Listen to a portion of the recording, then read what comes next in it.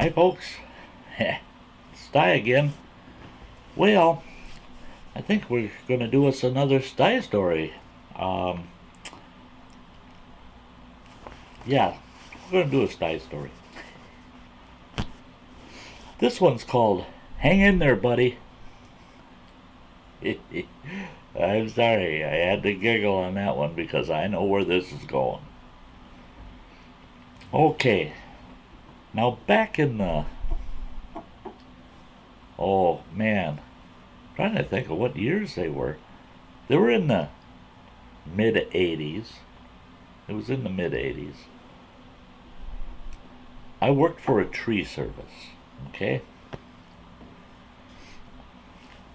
I ran their ground crew. And this tree service was located in the Twin Cities of Minnesota, Minneapolis, St. Paul area. And it was right in the heart of the Dutch elm disease outbreak. And they were cutting down every stinking elm tree in those cities. I mean, I never saw so many elm trees taken down. And these were huge, huge elms, old elms on these city boulevards, elm trees down both sides. Every elm goes.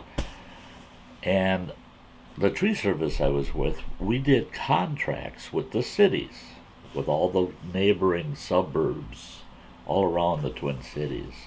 And we would cut down all these boulevard trees and haul them away. And we had 2 climbers, and we had 3 trucks. We had a cherry picker, 60-footer. It was a good cherry picker. A big dump truck, and a monstrous R model Mack that had a 22-foot box on the back with a big Barco loader, log loader on it. Well, the R model Mack with the log loader was my rig. I ran the ground crew, like I said, so one of my guys would drive the big dump truck. I'd drive the big loader truck. Our head climber would drive the cherry picker with his secondary climber with him. And then we'd have 1 or 2 extra ground crew guys that would ride with me and whoever's driving the dump truck. Well, we had this one job that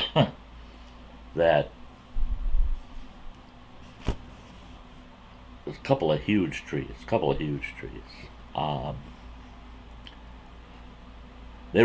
They crowned out at about 120 feet. Big ones. So anyway, our secondary climber, our head climber, he kept his hair just buzzed short. If he had a crew cut, flat top, his hair was long. Now our secondary climber, he was more of a hippie type.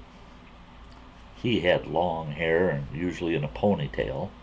I should say almost 99% of the time in a ponytail. And he was a little bit of a hippie type, And he was generally an excellent climber. I mean, very good climber. Well, we got so busy that we ended up with these 2 trees that had to be taken down that were about 6 blocks away from each other. So our primary climber took one of my crew members with the dump truck down to the one tree. His assistant climber and myself and 2 crewmen took the other tree. Well, the climber that's working with me, off he goes up that tree. He spikes up that tree. And we had a game plan. He's gonna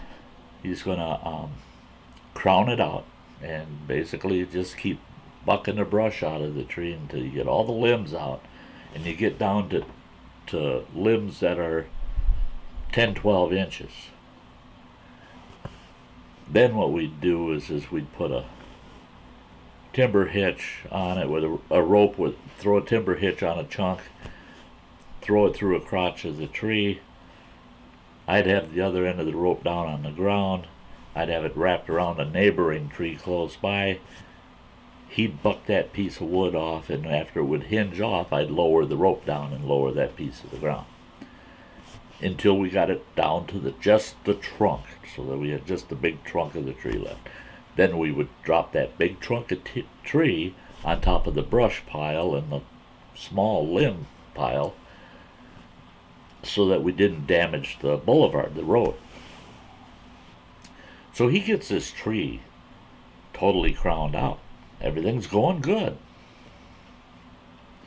And so I fire up the loader, and what we would do is usually he'd throw a line up in the top of the trunk. We'd take that line and we'd tie it to the end of the loader, and then I'd pull with the loader while he'd do the front notch and then do the back cut, and I'd use the loader to pull that trunk of tree over onto the boulevard. So I'm up on the loader firing it up and spinning around, get it ready for once he gets on the ground to tie that line on for me. All of a sudden I hear this screaming. And I thought, what the heck's all this screaming? And so I swung the loader back around, and I look, and this fellow's name was Dave. And here's Dave, about halfway down that trunk of that tree. He's about, 30 feet from the ground. And he's just screaming like a banshee, and he's got both hands up here around his head. And I thought, what the heck is he doing? Well, when you're climbing like that, you're wearing a saddle, a climber saddle,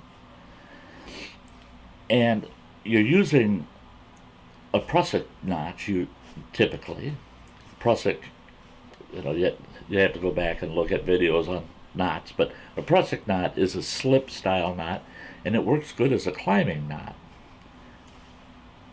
And you tie that prusik knot so it's kind of just below chin height, so that your arms are almost at a 90-degree angle to use that knot, because you can loosen it and slide, pull the one end, and it tightens right up and stops you on a dime. And that knot is always just below your chin, but above your navel and below your chin. Well, here he had tied his prusik knot, and he had it tall, what we call tall. And with that long hair of his, he was coming down that tree, sliding, and he's got a hold of that prusik knot up here.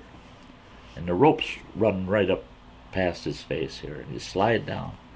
His hair got into that rope, and it went up into the knot and balled up in there. So here he's hanging by his hair in that prusik knot 30 feet off the ground. And he's screaming, like I said, he's screaming like a banshee.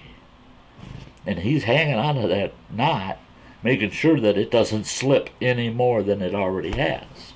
Otherwise, they're going to tear the whole top of his head, all the hair right off the top of his head. Well, I'm not a climber. I did some climbing, but I didn't care for it, not at all.